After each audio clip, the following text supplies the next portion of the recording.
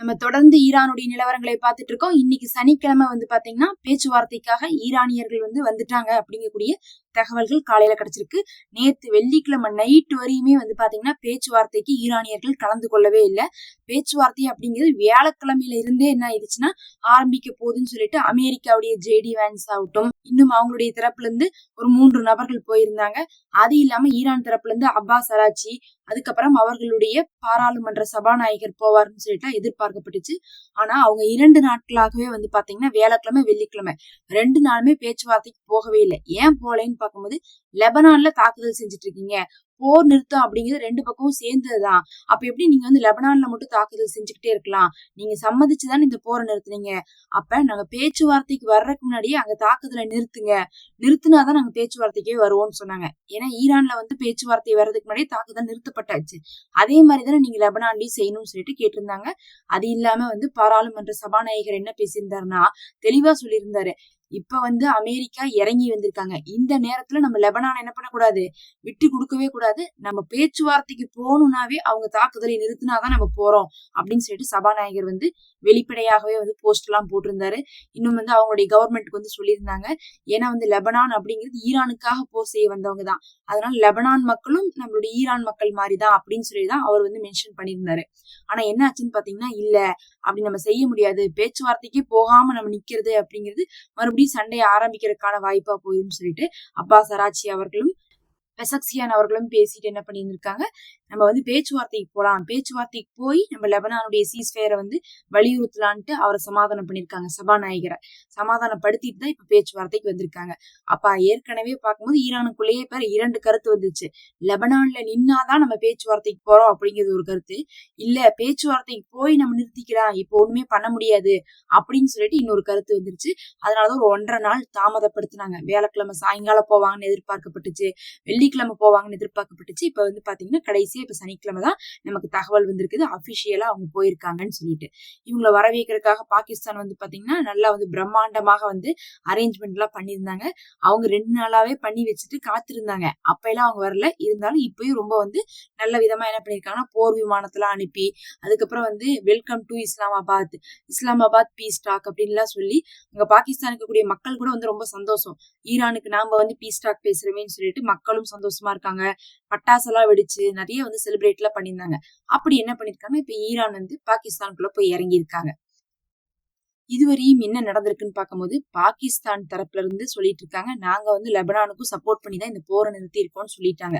நேத்து கூட பாத்தீங்கன்னா பாகிஸ்தானுடைய வெளியுறவுத்துறை அமைச்சர் என்ன சொன்னாருன்னா, இஸ்ரேல் அப்படிங்கிறது ஒரு புற்றுநோய் கட்டி மாதிரி, அத என்ன பண்ணணும், விளக்கணும், அதை அழிக்கணும், இல்லாட்டினா அது இருக்கிற வரை பிரச்சனை தான் கொடுக்கும் அப்படின்னு சொல்லியிருந்தாரு.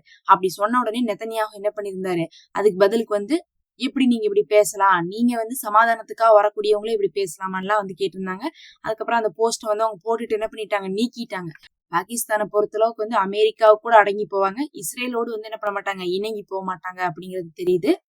இந்த பக்கம் பார்க்கும்போது ஈரான் ஒரு 10 நிபந்தனைகள் சொல்றாங்க. அந்த பக்கம் பார்க்கும்போது அமெரிக்கா ஒரு 15 நிபந்தனைகள் சொல்றாங்க.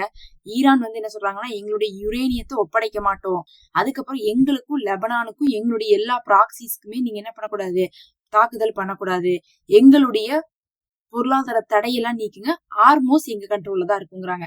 ஆனா அமெரிக்கா என்ன சொல்றாங்கன்னா, ஆர்மோஸ் எல்லாம் உங்க கண்ட்ரோல்ல இருக்காது, ஆர்மோஸ்ல நீங்க காசு வசூல் பண்ணக்கூடாது, உங்களுடைய ப்ராக்சிஸை பத்தி நீங்க பேசக்கூடாது, உங்க ப்ராக்சிஸுக்கும் உங்களுக்கும் சம்பந்தம் இல்ல, அவங்களுக்கு நீங்க ஃபண்ட் ப்ரொவைட் பண்ணக்கூடாது. அப்படி இருக்கும்போது எப்படி நீங்க லெபனானை பத்தி நீங்க பேசுவீங்க, உங்களுடைய ப்ராக்சிஸ்க்கும் உங்களுக்கு சம்பந்தமே இருக்கக்கூடாதுன்னா அவங்களுடைய போர் நிறுத்தம் எப்படி இந்த போர் நிறுத்தத்தோட சேரும். இந்த மாதிரி எல்லாம் என்ன பண்ணிருக்காங்க, அமெரிக்கா ஒரு 15 ப்ரொபோசலோட வந்திருக்காங்க. ஆரம்பத்துல 10 ப்ரொபோசல் 15 ப்ரொபோசல் வந்தாலும் கூட அப்புறம் என்ன பண்ணாங்க, போர் நிறுத்தம் வரும்போது ஈரானுடைய ப்ரொபோசல் எல்லாம் ஏத்துட்டுதான் என்ன பண்ணாங்க, நிறுத்தினாங்க. 10 ஏத்தாங்க. அப்பவே நமக்கு ஒரு சந்தேகம், 10 ஏத்துக்கிறேன்னு அமெரிக்கா சொன்னாவே என்ன அர்த்தம், பொய் சொல்லி நிறுத்துறாங்கன்னு தான் அர்த்தம். இந்த விஷயத்துல நம்ம பாகிஸ்தான் மேல சந்தேகப்படுறதுக்கு கிடையாது. ஏன்னா அவங்க தெளிவா சொல்றாங்க, லெபனான் விஷயத்துல நாங்க என்ன பண்ணோம், கரெக்டா தான் நாங்க சொன்னோம், ஒத்துக்கிட்டாங்க, இப்பதான் ஏமாத்திட்டு இருக்கு இந்த அமெரிக்கா இஸ்ரேலோ அப்படிங்கறத சொல்றாங்க. ஃபர்ஸ்ட் அமெரிக்கா என்ன சொல்லிச்சு, எங்களுக்கு லெபனானுடைய சீஸ்ஃபயரும் சேர்ந்துதான் இருக்குதுன்னு சொன்னாங்க.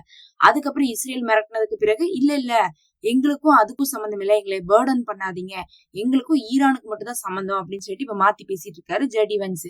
இப்படி மாத்தி எல்லாரும் என்ன பண்றாங்கன்னா, இஸ்ரேல் அப்படிங்கக்கூடிய ஒரு நாட்டுக்காக மத்த நாட்டு மக்கள் அழிஞ்சாலும் பரவாயில்லன்னு சொல்லிட்டுதான் ஆக்ஷன் எடுத்துட்டு இருக்குது இந்த அமெரிக்கா. சரி, இந்த பேச்சுவார்த்தை எப்படி போகும் நீங்க எதிர்பார்க்கறீங்க அப்படின்னு கேட்டா, அந்த பேச்சுவார்த்தைய இப்பயே ஆய்வாளர்கள் என்ன சொல்றாங்கன்னா, ஒன்னா இந்த பேச்சுவார்த்தை முறியறதுக்கான வாய்ப்பு இருக்கு. ஏன்னா அமெரிக்கா விட்டு கொடுக்கவே மாட்டேங்கிறாங்க. ஈரான் சொல்ற எதையுமே கேட்க மாட்டேங்கிறாங்க. அப்படி இருக்கும்போது பேச்சுவார்த்தை ஆரம்பிக்கப்பட்டா 2 பக்கமுமே விட்டு கொடுத்தாதான் ஒரு பேச்சுவார்த்தை சுமூகமா போகும். அமெரிக்கா விட்டு கொடுக்க மாட்டேன்னு பிடிவாதமா இருந்தா ஈரான் என்ன பண்ண மாட்டாங்க, இந்த பேச்சுவார்த்தையை முறியடிச்சிருவாங்க. அததான் ஜேடி வான்ஸ் என்ன சொல்றாருன்னா, அவங்க ஈரான் ரொம்ப நம்பிக்கையோட இருக்கிறாங்க. அவங்க என்ன பண்றாங்க, போர் நிறுத்தத்தை எதிர்பார்க்கறாங்க. எங்களுக்குள்ள பாத்தீங்கன்னா நல்ல சமாதானம் வந்தா இந்த போர் என்ன நின்றும். இல்ல நாங்க சொல்றத அவங்க கேட்காட்டினா நாங்க என்ன பண்ண மாட்டோம், போரை நிறுத்த மாட்டோம் அப்படின்னு சொல்லியிருக்காங்க. நாங்க என்ன பண்ணுவோம்னா தாக்குதல் பண்ணி ஹார்மோஸை திறப்போம். 2 வழிதான், ஒன்னா பேச்சுவார்த்தையில ஹார்மோஸ் திறப்போம், இல்ல தாக்குதல் பண்ணி ஹார்மோஸ் திறப்போம்னு சொல்லியிருக்காங்க. அப்ப இவங்க வரும்போது என்ன பண்றாங்க, ஈரான் தான் நம்பிக்கையோட இருக்குது, அடிபணிந்து போனோம் அப்படிங்கிற மாதிரி சொல்லிட்டு தாக்குதல் பண்ணுவோம் அப்படிங்கக்கூடிய மிரட்டலையும் விடுறாங்க.